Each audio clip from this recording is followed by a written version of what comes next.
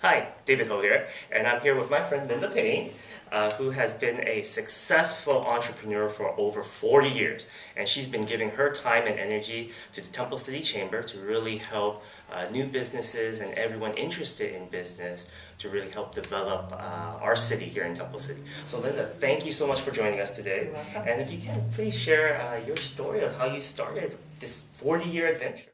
Well, I grew up here in Temple City, and I remember going with my mother to the beauty salon to get her hair done. And one time she went and she had made a mistake on her appointment.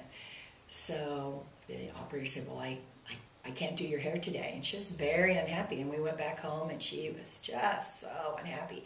And I told her, well, I think I could cut your hair. And she's like, oh, I was in 4th grade at the time, so you can imagine. Well, as the evening went on and she was more unhappy with her hair and needing a haircut, she decided to let me try, and that's how I got started doing hair. I wanted to start a salon in Temple City, but I was very young. I graduated from high school at 17 and then went to Pasadena City College to get my diploma for hairdressing. So I went to work in Arcadia. And it only took me about 2 years when I decided that I had enough clientele that I could get my own place. And I found a salon in Temple City that the gal was retiring. And so I was able to purchase the salon from her. Wonderful. And that was $1,500. Wow. That was a lot of money then. And it was a quite large salon. And so I started my business there.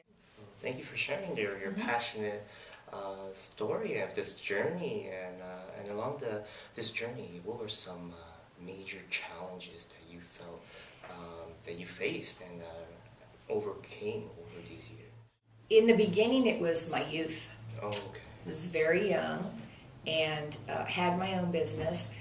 Actually didn't have much budgeting experience, how to gauge my time to make the best use of my time. I think being young was the number one.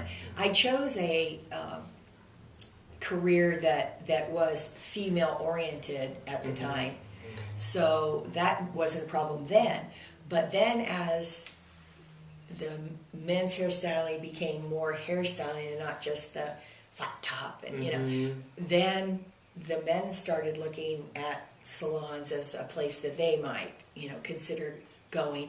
That was another challenge, is integrating the men into a beauty salon situation, because some of them were very uncomfortable because they'd been going to barbershops all their lives.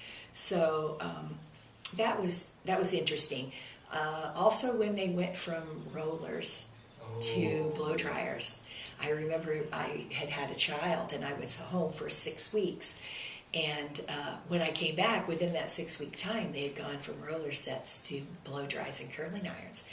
And I remember thinking to myself, how am I going to do this? I can't hold 2 things at one time and do someone's hair. This is impossible.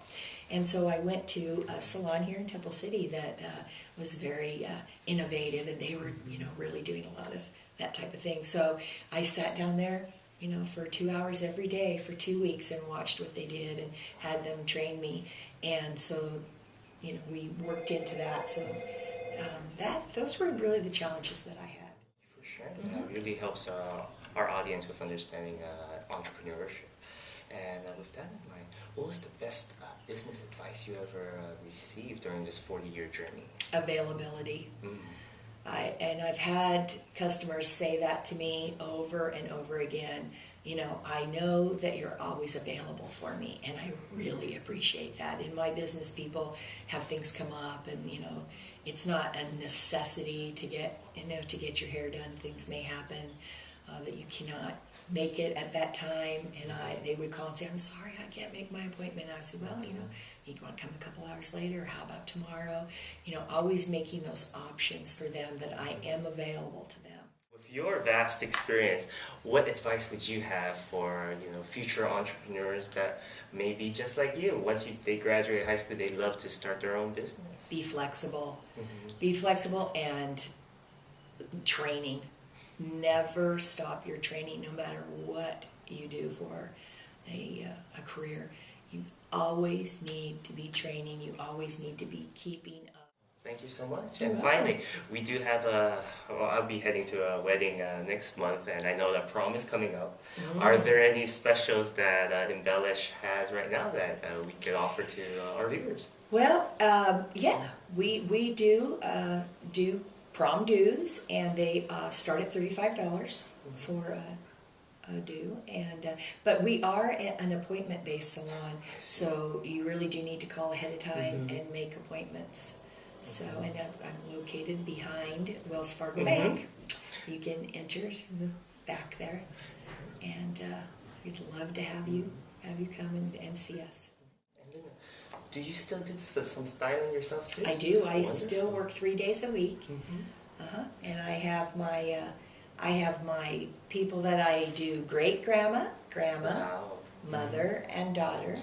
So I have 4 generations of clients that have stayed with me throughout the years. And that's amazing. And thank you so much, Linda, You're welcome. for helping us just Thank learn you. more about business and entrepreneurship. Yeah. And, thank you for watching. Yeah.